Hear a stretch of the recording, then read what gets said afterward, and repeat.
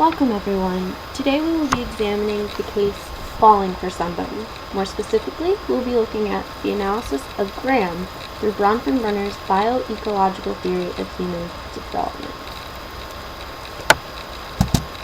To begin, in middle and late adolescent years, close intimate friendships become more important, and even romantic relationships become central to one's development and serve a multitude of functions.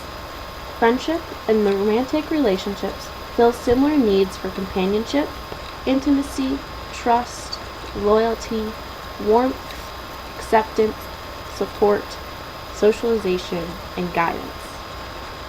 In the case Falling for Someone, Graham describes his experiences with navigating and learning about romantic relationships throughout his high school and college years.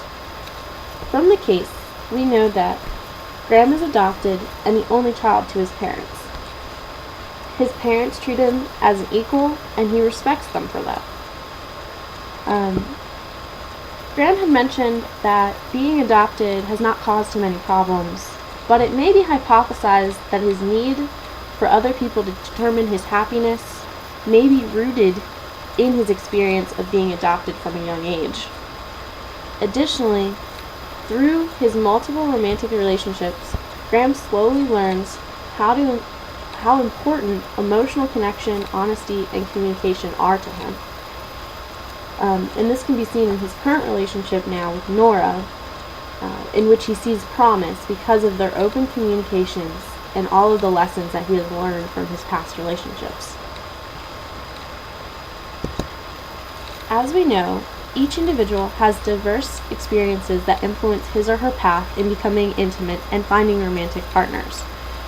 Therefore, by examining Graham through Bronfenbrenner's bioecological theory, more can be understood about the impact early attachments and experiences have on developing intimacy in future romantic relationships.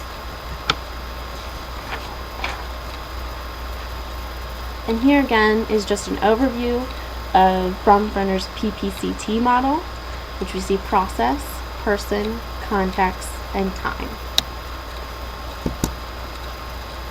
So first, in Bronfenbrenner's PPCT model is process.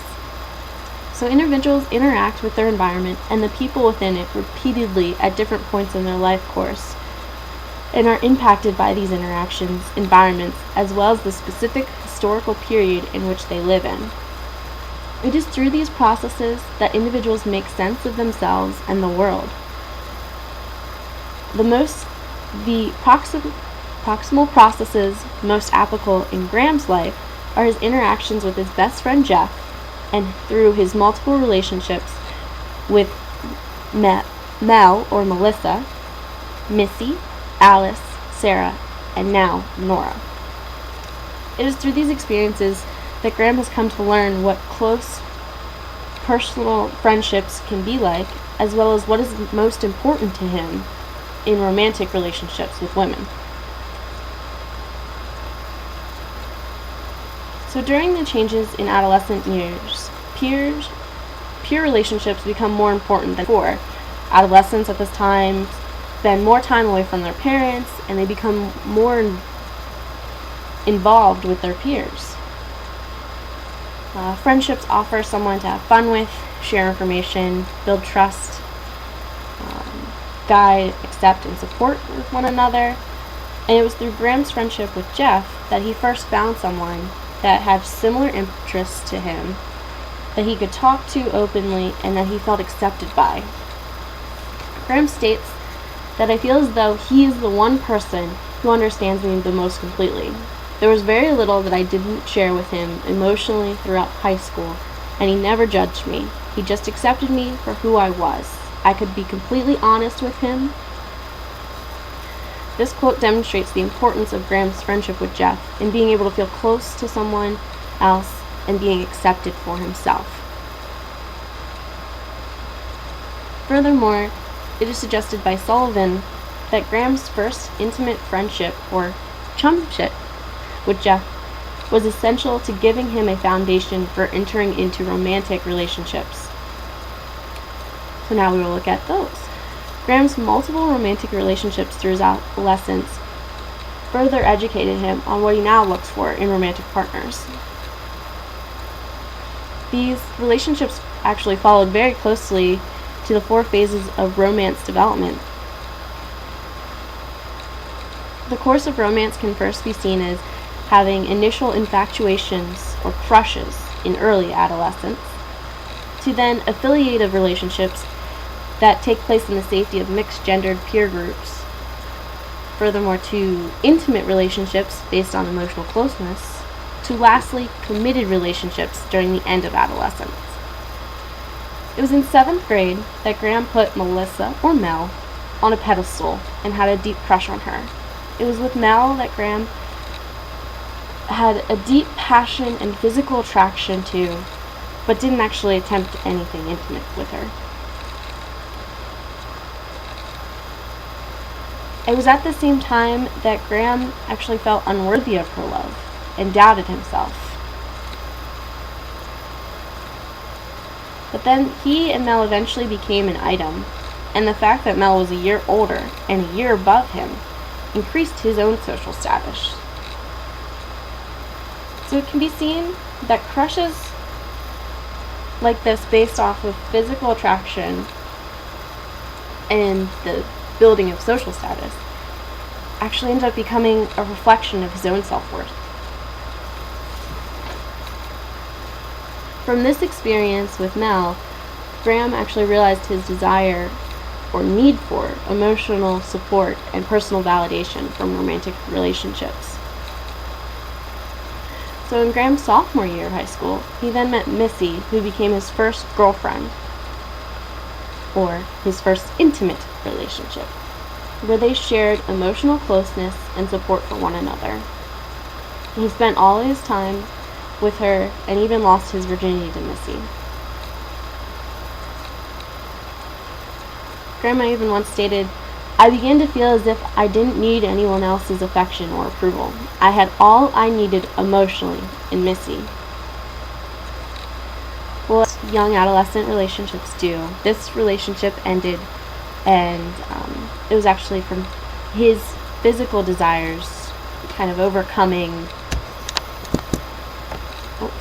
Go back there 1 second. Overcoming the emotional attachment that he had to Missy.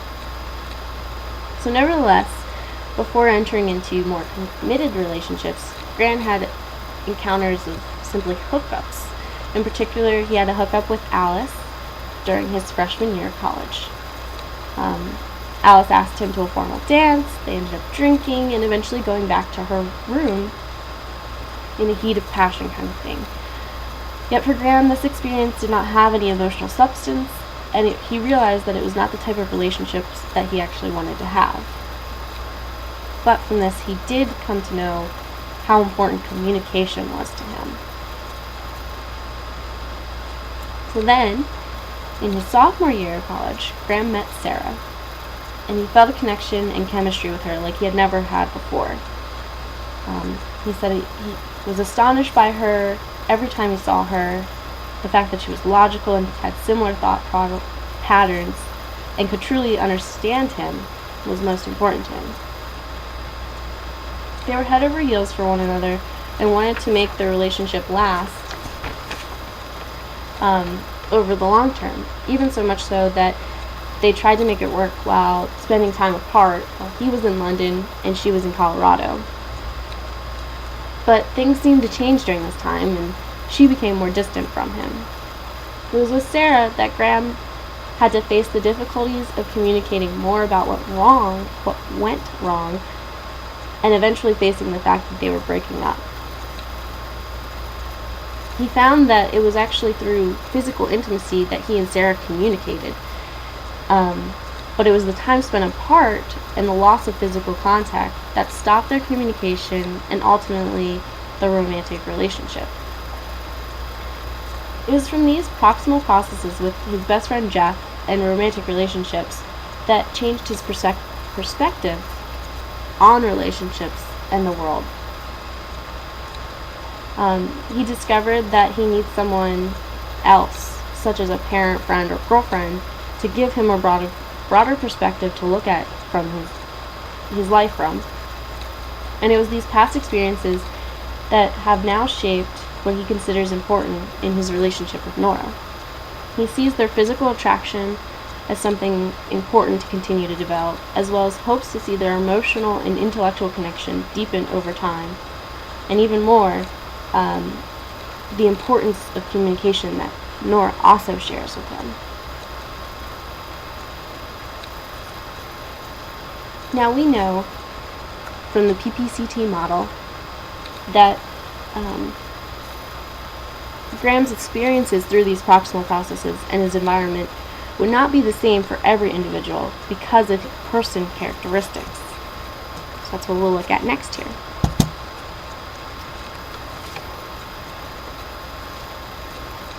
Person characteristics are made up of demand, resource, and force characteristics. Person demand characteristics are the most easily seen, such as age, gender, skin color, and physical appearance. Graham is a 5'10" tall male and has a husky build. He's a bit clumsy with his size and doesn't know much about fashion, but he had hit his growth spurt early before junior high and towered over the other students, making him feel even more awkward. In Graham's case, his resource characteristics, rather than his demand characteristics, tended to have greater influence on his interactions. So a person's resource characteristics are not as easily seen as demand characteristics, but are the emotional, mental, social, and material resources that impact the interactions they have. Graham was someone growing up who had a strong connection to his emotional side, which you don't see as commonly in males as you would for females. However, this strong connection and awareness of his emotions do not necessarily mean that he has a strong emotional resources. Growing up, he was more of a shy, quiet guy with low confidence and was full of self-doubt. He desired to feel loved, emotional support, and personal validation from his relationships. He even once stated, "My happiness still seems to some degree be dependent upon my relationship with others. I get depressed when I feel unloved or unnoticed, which leads me to think that I need other people. I need friends around me." This passage explains how Graham was lacking in emotional and even social resources, for that matter. It was only through the eyes of others, or his looking glass self, that Graham felt he could find himself. One example of this was from Sarah, who found him funny, talented, intelligent, and diverse, passionate, and dynamic, rational, emotional, ridiculous, sophisticated, artistic, and even communicative. She saw him as being able to do anything, and he felt on top of the world for that. Yet, with this in mind, he also lacks in social resources, characteristics. His peers actually ridiculed him for his fashion choices, and he never felt like he really fit in because he did things at different time frames than them, such as losing his virginity at 17 rather than much earlier, as most of his peers had. Overall, he felt like he didn't understand them, and therefore he did not belong. And as mentioned earlier, he really only had Jeff as a close friend, and therefore Jeff was his best social resource. It came to talking about things as sexual intimacy and intercourse.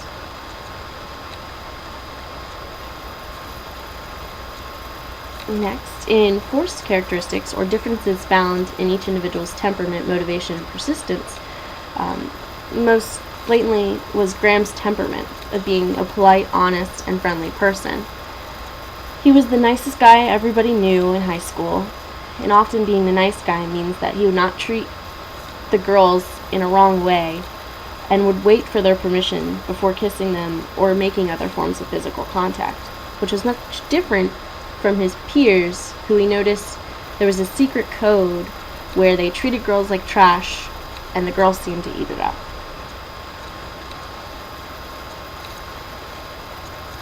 And furthermore, with his temperament, he was very respectful to authority figures such as his parents, which tended to stick out for his force characteristics.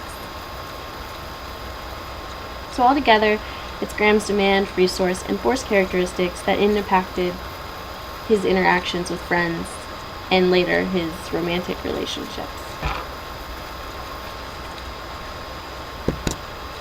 Next, looking at context, or the four interrelated systems of environments in which interactions take place, such as the microsystem, mesosystem, exosystem, and macrosystem.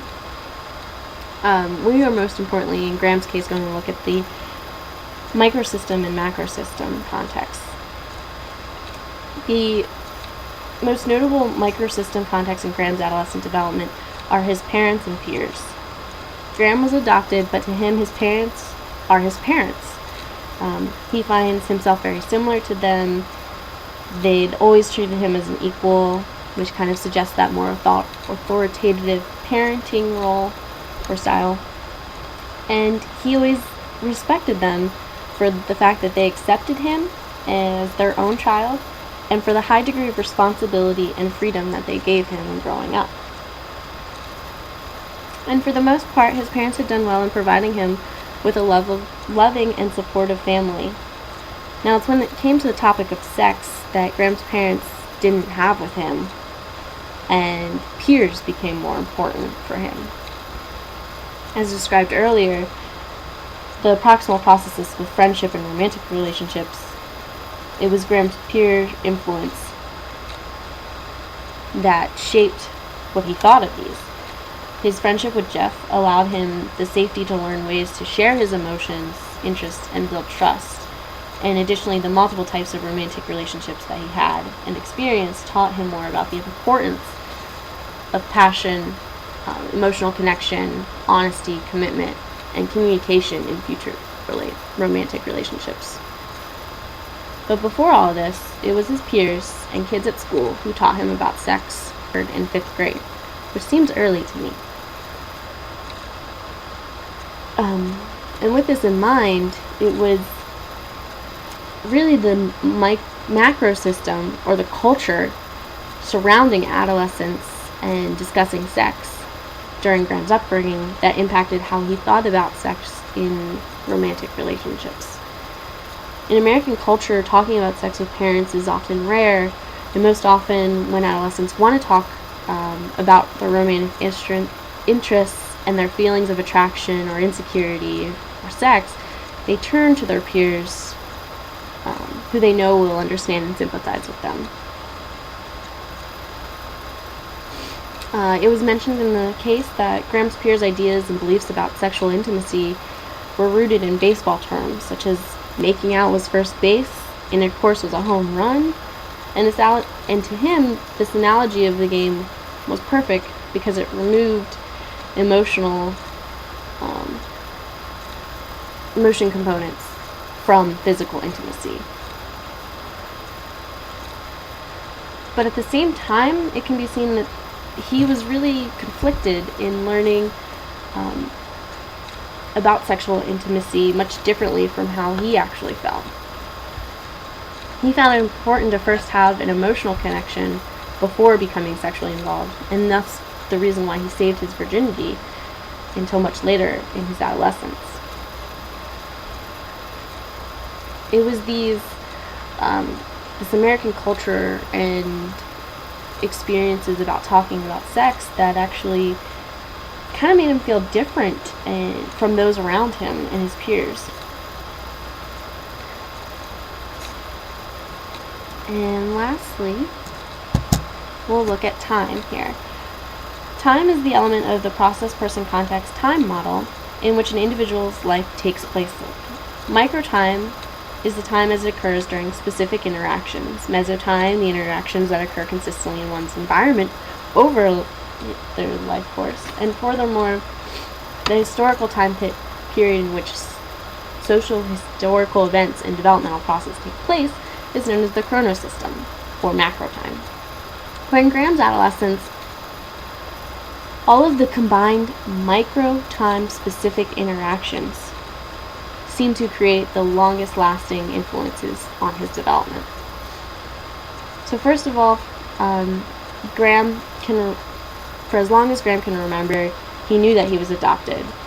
And being adopted probably most likely impacted the ability he and his parents had in making early attachments with one another. It was then in grade school, or 3rd and 5th grade, that Graham learned about sex from his peers. Then as he got into junior high, he developed crushes and began seeing what it meant to be physically attracted to someone, which we saw with his relationship with Mel. By high school, he had his first girlfriend, Missy, and learned what it was like to be head over and emotionally connected to her, while also acting on his physical desires. From there, the next micro-time-specific interaction was during his first year at college, and he found what it was like to have a sexual relationship but no emotional connection. And then lastly, it was his specific interactions with Sarah that fully taught him the importance of needing all components of physical, emotional, commitment, and even communication when entering and continuing serious romantic relationships, which now come into play with Nora, and where he wants to see passion, emotional intimacy, commitment, and communication, and keeping a kind of skepticism about the relationship until all of these develop, and he feels more secure. So it is by examining the case of falling for someone and Graham's adolescent experiences with developing in relationships through Bronfenbrenner's bioecological theory and the process-person-context-time model that one can see the impact of early experiences on developing intimacy in future romantic relationships. His proximal processes with his best friend Jeff and the multiple types of romantic relationships he had throughout his adolescence, in combination with his person characteristics and the context in which they occurred, impacts now how he forms bond and attachments with romantic partners. With this knowledge, it's Sternberg's theory of love, triangle theory of love, and attachment theory that are imperative for understanding how and why Graham developed the relationships that he did. Madley and Rogers' study examined the relationship between attachment styles and the three elements of intimacy, passion, and commitment from Sternberg's triangle theory of love, and one's overall relationship satisfaction. They hypothesized that secure attachments are associated with more elements of Sternberg's triangle theory of love and with greater relationship satisfaction.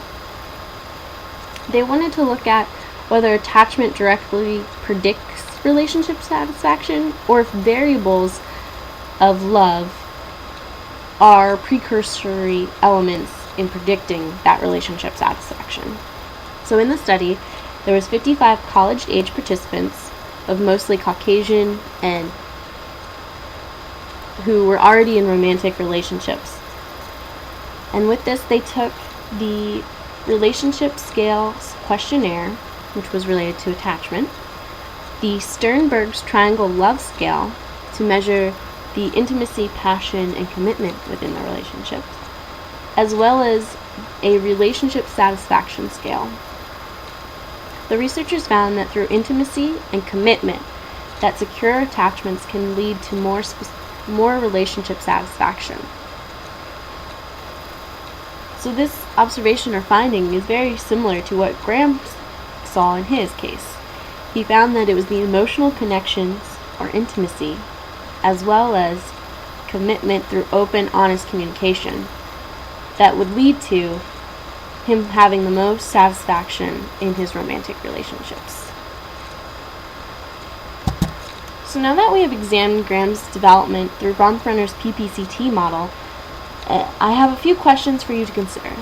First, we know Graham is adopted, so what impact, if any, do you think this has had on his experiences in forming attachments and romantic relationships? Then, in your own adolescence, What widely spread messages revolving sexual intimacy and romantic relationships do you recall learning about from your own peers or from within the culture that you were raised? And then lastly, when it comes to being satisfied in romantic relationships, do all the elements of Sternberg's triangular theory of love share an equal importance? Or is there any one element that you see as being more important than the others? If so, please share your thoughts on this. So thank you for watching. Have a great day.